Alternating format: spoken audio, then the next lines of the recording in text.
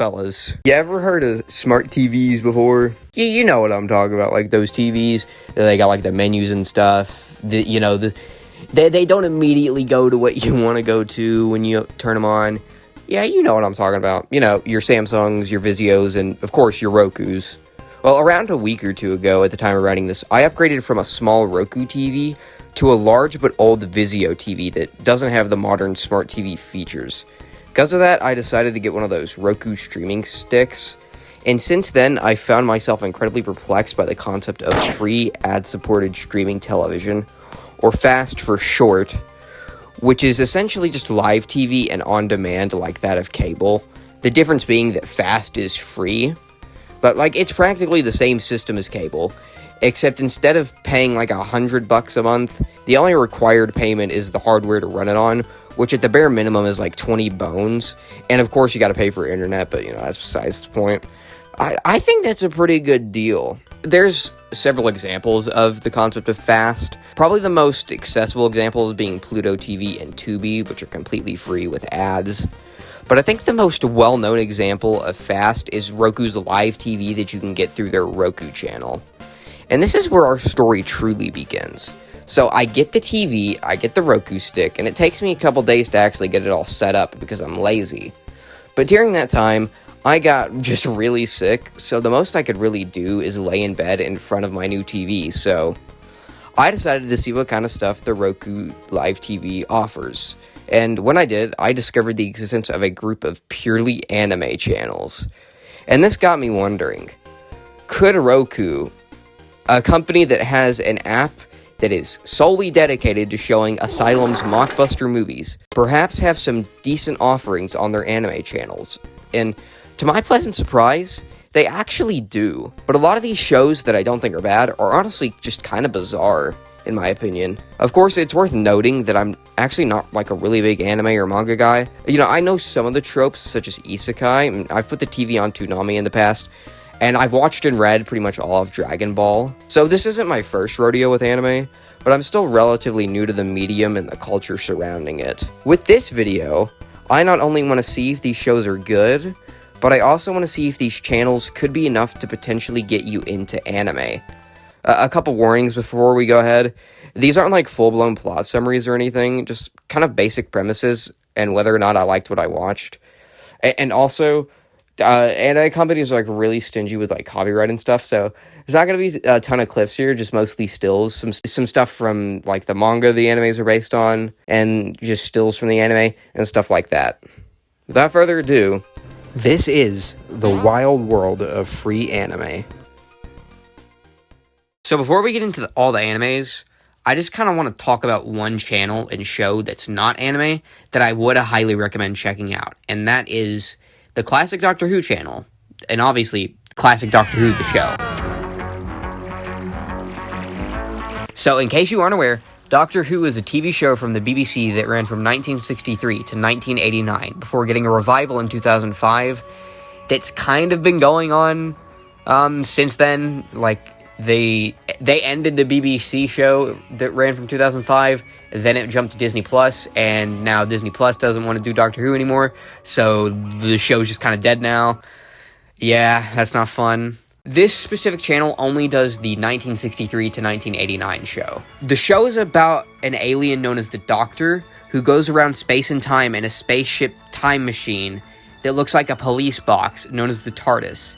In the show, he faces all sorts of crazy adventures with his cast of always changing human companions. And on his journeys, he fights all sorts of kinds of enemies and stuff. Most well known are probably the Daleks and the Cybermen, but there are a couple other recurring villains, as well as some one-offs. A lot of one-offs. But yeah, if you know Doctor Who for anything, it's probably the Daleks or the Cybermen. Now, for the longest time, I really had no interest in getting into Doctor Who, but after catching an episode of the show on Pluto TV's version of this channel, I became very interested in the franchise, and, you know, I found some ways to start watching. And I'm not going to go into details, because it wasn't exactly legal, but, you know, I found a way. Even though I'm really only on the third Doctor right now, I am a fan of the show, and in case you aren't aware, the Doctor, his actor changes a lot, so when I say third Doctor, that's what I mean, the third guy to play the Doctor. Not that that's relevant to the video, but still. Yeah, I am a fan of the show. Definitely give it a watch. Alright, let's get on to this anime stuff that y'all want to see.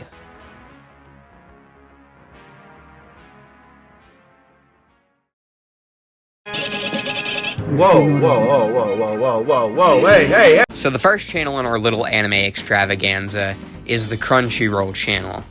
Crunchyroll, for those of you that don't know, is a company and streaming service that is centered around distributing anime TV shows and films, whether that be anime that's dubbed into English or English subtitles on the Japanese audio track.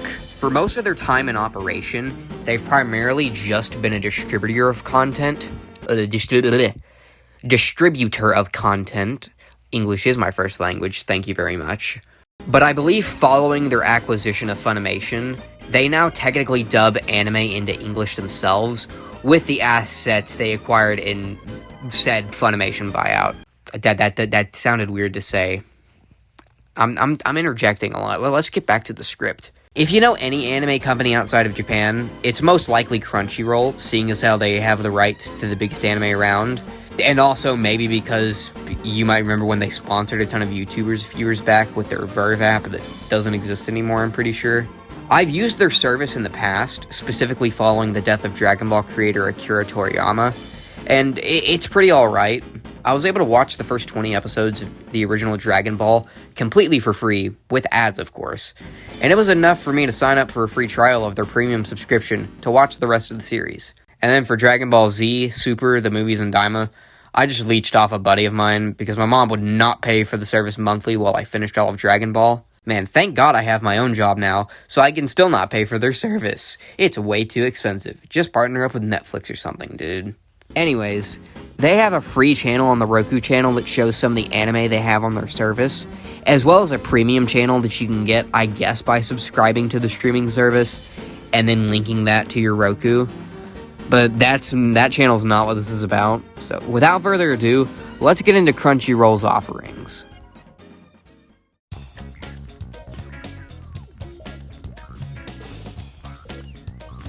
Horimiya is a show about two high school peers, Kyoko Hori, an upbeat and popular girl, and Izumi Miyamura, a nerdy social reject. When the two meet by chance outside of school, they realize that each other is an entirely different person in their home lives. A friendship forms between the two that slowly develops into something more. The show is an adaptation of a manga, which is already an adaptation of a web series titled Hori-san to Miyamura-kun. The story follows the two teenagers' day-to-day lives in and out of school. The show was actually split into two different shows. The first was simply titled Horimiya, and was an abridged version of the story that left out a fair bit of stuff from the manga, and this ran for one 13-episode season. They then went back and adapted what they omitted into another 13-episode season, a season 1.5, so to say, under the title Horimiya: The Missing Pieces. I honestly really did enjoy what I watched for this video, and I do intend to do a full watch-through of both shows on my own time. I really can't explain why it appealed to me so much. It just kind of has a comforting vibe to me. I don't know, man. At first, I was a bit confused as to why there were only 26 episodes of content, and I kind of feared that the show just didn't have the audience to continue and got canceled prematurely. But no, quite simply, the shows covered everything that there was in the manga. It had no reason to go on any longer. God, I suck at speaking. That's kind of something that happens with most anime that's based on manga. If the manga ends, the anime isn't far off either. But what happens if a manga ends due to cancellation instead of the story being complete? Does the anime just end too?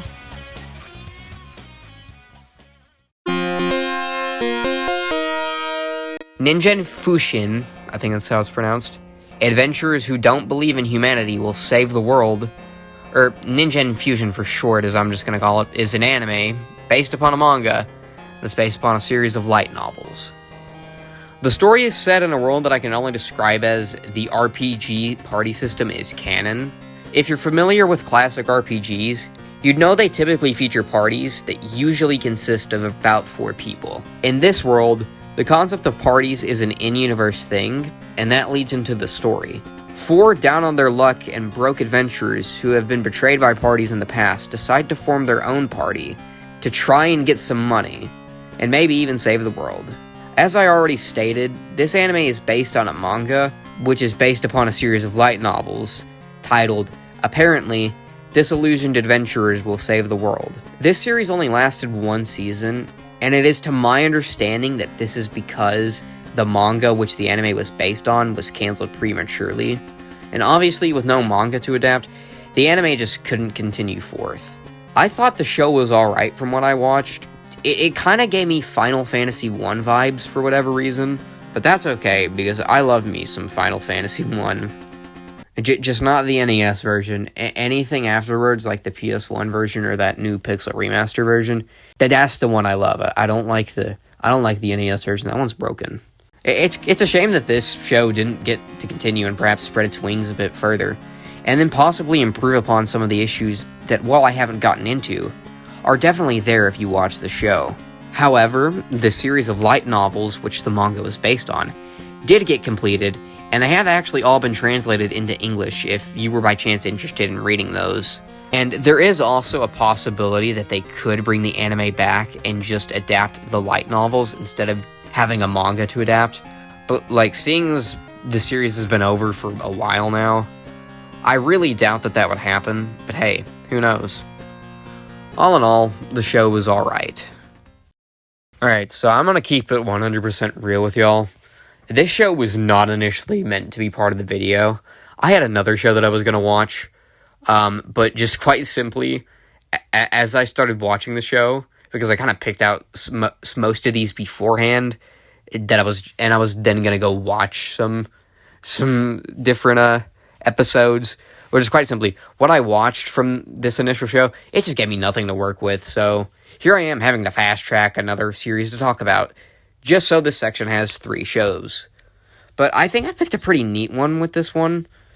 But fair warning, what I'm going to talk about here is mostly from researching the show rather than watching it. I did sit down and watch a couple episodes, but that's about it. I don't think this should cause too many problems, though, because as you'll see, the story behind this show is way more interesting than the show itself. Robotech. No, not Battletech, a completely unrelated franchise. Robotech. It's one of the earliest examples of an anime series being localized for a Western audience and actually being a success. And the way that they did that is honestly pretty interesting. The main people behind Robotech are a group known as Harmony Gold USA, who you may know for being the first company to attempt to bring the series Dragon Ball to the US. Their attempt failed, and now most of their Dragon Ball stuff is lost media, but still, they did it first. For Robotech, instead of just dubbing over a Japanese anime series, they decided to Frankenstein monster 3 completely unrelated shows together and write a storyline around them spanning over 40 years in universe. The shows they used were Super Dimension Fortress Macross, I think that's how you say that, Super Dimension Cavalry Southern Cross, and oh god, Genesis Climber Mospita. I think that's how that's said. Man, I don't know. The story of Robotech follows 3 different wars between humanity and alien invaders over the span of 40 years, following humanity's discovery of robotechnology. The story has 3 main sagas, each for one of the invasions, and therefore one of the shows that Harmony Gold used. And those 3 sagas are the Macross Saga, the Masters, and the New Generation. From what I watched, it's fine enough. It's definitely dated, but I mean, it's historically important, sort of. So I guess that counts. But overall, I'd say Robotech is an interesting series, mostly for the story behind it and the significance of it, rather than the show itself. And even still, I'd say it's probably still worth giving a shot because I mean, it's one of the first attempts to bring an anime to the West that worked, and that's gotta be worth something. At least worth a watch, I think. I'm certainly gonna give the show a shot once I finish this video, but just from what I watched, I wasn't super enthused, but who knows, maybe that'll change. So these are a couple of the offerings of the Crunchyroll channel. I just want to point out that of the anime channels Roku has to offer, Crunchyroll probably has the best varieties of shows, and I specify shows because the next channel we're going to look at does show movies, And, with the nature of movies and their runtimes in comparison to shows, I'd say it does technically have more variety than this Crunchyroll channel. However, if we were comparing that channel to the paid Crunchyroll channel, which does show movies, the paid Crunchyroll channel would probably have the most variety. But, once again, we're not talking about that channel. For the shows, I'd say that my least favorite show from this lineup was definitely Robotech, because the story behind the show is more interesting than the show itself. And for my favorite, definitely gonna have to go with Horimiya. I definitely plan on watching the show, just the whole thing, once this video is out. So anyways, on to the next channel. Or, actually, channels. Super Mario in real life. Spaghetti!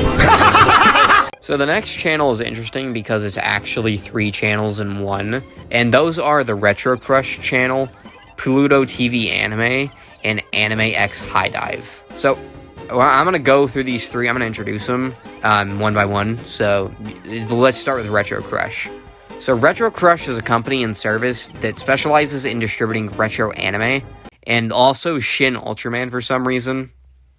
Look, I don't have an image of Shin Ultraman playing on the channel, but I assure you, it was playing on there last week. I would not lie about that, trust me. There's also the Pluto TV Anime channel, which is essentially just a channel run by Pluto TV, another fast service, that I guess shows some of the anime that they have the rights to show on their own service on the Roku channel.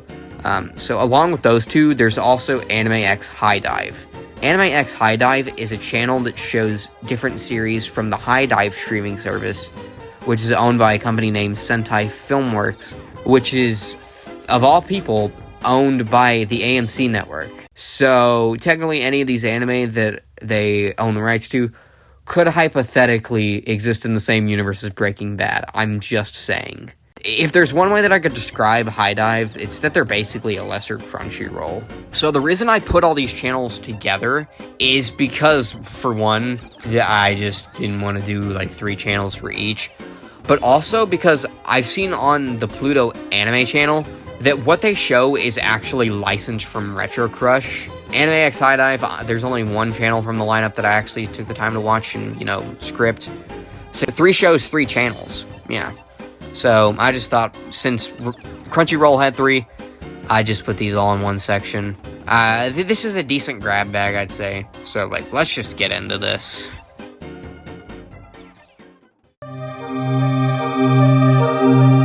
Barefoot Gen is a 1983 anime movie directed by Mori Masaki, and it is based off a manga of the same name by Keiji Nakazawa that ran from 1973 to 1987 in Weekly Shonen Jump. The story is loosely based on Nakazawa's own experiences as a survivor of the atomic bombing of Hiroshima that took place on August 6th, 1945. Now, I did something a little bit different with this one. Instead of watching the movie, I actually went and read a little bit of the manga. To my understanding, and by that I mean skimming over the film's Wikipedia page, the film is a loose adaptation of Nakazawa's original manga, which would make sense seeing as how the film was made in 1983, likely being developed as far back as 1981 or 1982, and the manga didn't end until 1987. I don't think that should be too much of a problem though, because both the manga and the movie follow the same general story from what I've seen. And speaking of the story, let's get into that.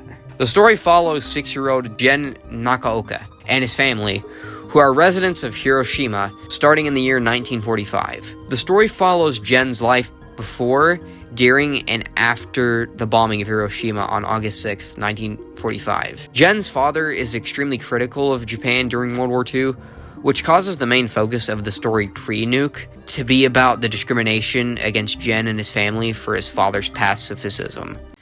Pacifism. Why can't I pronounce things today? Pacifism. God. When the bomb drops, the story takes a dramatic shift, as it shows the immediate effects of the bomb, killing Gen's father, sister, and brother.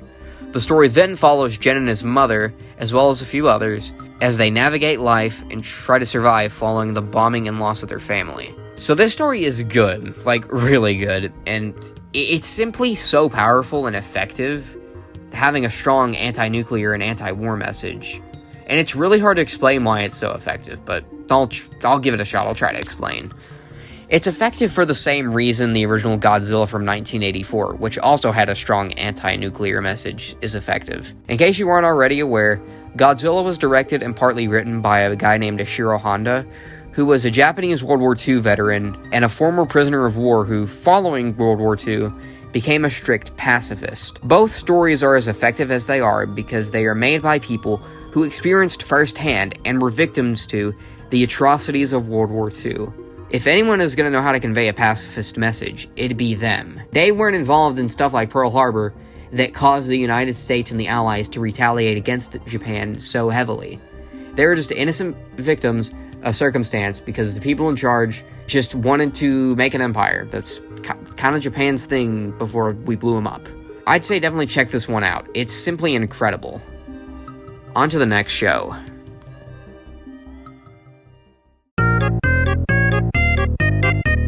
Galaxy Angel is a series that ran from 2001 to 2004.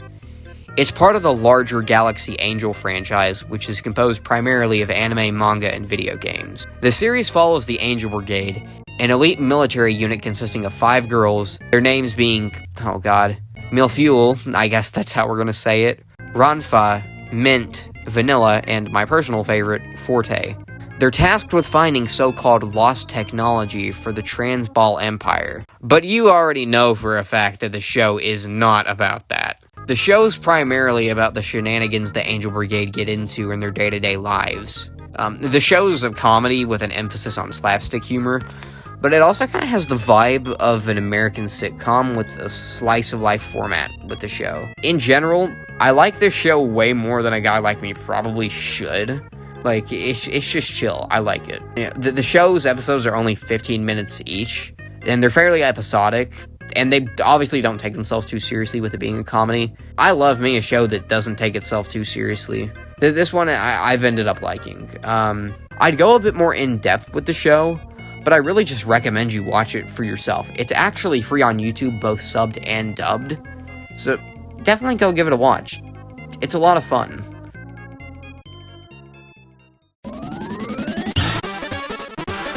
Urusei Yatsura is a show which ran from 2022 to 2024. It's based on the manga of the same name by Rumiko Takahashi, which ran from 1978 to 1987. Before the 2022 series, there was another series that ran from 1981 to 1986, with a series of films that ran concurrently with that series, but I'm unsure if the show and the movies share a continuity, or if they're, separate from each other. I don't know, and I didn't think to look it up. An alien race known as the Oni arrive on Earth with the intention to invade, but they give the humans a chance to defend their planet by taking part in a competition that is a variation on the game Tag, which is known as the Game of Oni in Japan, where the player must touch the horn of the Oni player within 1 week. The human player ends up being a high school student named Ataru Moroboshi, and the Oni player is the Oni princess Loom. Ataru ends up winning the game, but in his victory, he ends up making Loom think that Ataru is proposing to her. Despite this misunderstanding, Loom falls in love with Ataru and moves into his house. From that, you can guess, hijinks ensue, with the show being another slice of life kind of thing. Overall, I think the show's good fun, and like Galaxy Angel, it doesn't take itself too seriously. The story takes heavily from Japanese mythology and culture, which can be confusing for an American viewer like myself, but it's not too distracting and doesn't make or break the show. Now, as for which show you should watch, obviously I watched the more modern show. I would assume the difference between the modern show and the older show is that the modern show is, a little less raunchy. A lot of Shonen Jump stuff can be decently, pervy. I assume that, with this more modern version of the show, it's not as bad. From what I watched, it didn't seem as bad. But, one of the main characters is just straight up in a bikini half the time, so, I don't know. In summary, I liked what I watched, and yeah. All in all, these channels are pretty good. Not much to say there. So if I had to pick my least favorite thing from this lineup, it would probably be Urusei Yatsura. Not because it's bad or anything, it just didn't grab me like the other things I've looked at did. And as for my favorite of the three, man, that's tough, because Barefoot Gen is really good, but it's the kind of good where, you don't want to, where you don't think you're going to be watching it very frequently. And I can see myself watching Galaxy Angel more. I think they're both good, just for different reasons, obviously. And obviously, with something like Barefoot Gen, it's such a, dark thing where you probably don't want to watch it too many times or read it too many times, however you're going to digest the story. But the Galaxy Angel, it's episodic. You can watch reruns of it and stuff on the channels. So yeah, I'm just going to say that there's no favorite here. And yeah. Hey, it's me, Goku! So those are the anime channels that are offered on the Roku channel, and some of their offerings. Could I recommend people give these channels a shot if they perhaps might want to get into anime? I'd say so. The variety's there, so you're sure to find something that you'll like. Hopefully. You better have a certain sleep schedule, or else certain shows are just not going to pop up. Yeah. Something that I forgot to mention when talking about the shows, they marathon shows a lot, where it's just like a bunch of episodes back to back to back. But, if you're watching frequently, you're sure to find something that you'll end up enjoying. But anyways, that's going to do it for me. So be sure to like and subscribe, join my Discord server, and check out my socials. Links to all of that are in the description. See you around. Woo-wee. I just want to say thanks again. Thanks for watching. This is the end card. So to kind of just, I just want to give some brief shout-outs. Shout out to Batnick, or Batnick10, whichever. Y'all remember Batnick? And on this channel, you probably don't, but he's kind of the main guy that pushed me to make this video, because I had the idea in my head, and I posted it on my Instagram story being like, hey, would you guys be interested in seeing this? And he was like, yes, I want to see this. So this video is his fault. Also, I just want to say, I do stream on Twitch pretty frequently, in case you didn't already know that. But yeah, I guess next thing I want to talk about is, yeah, I'm back. I don't know if this is going to be like a start of a series or anything, or if this is going to be a pure, like, pivot away from gaming content. Probably not. Just, yeah. And also, for any of my previous viewers that are like, oh, what's your opinion on, a Halo campaign evolved? To that I have to say, I might be making a full video on that, but, like, just very briefly, I'm very interested in this whole thing. Without spoiling too much, I've known a little bit about Halo's future for a little while. I kind of know what's coming, just I wasn't confirmed, like, campaign evolved. It was actually confirmed something else. But I can't talk about that, obviously.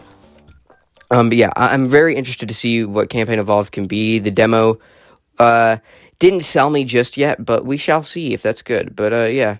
Anyways, yeah, check out the Patreon as well. I forgot to mention that in the outro, but, yeah, that's gonna do it for me, so, bye-bye.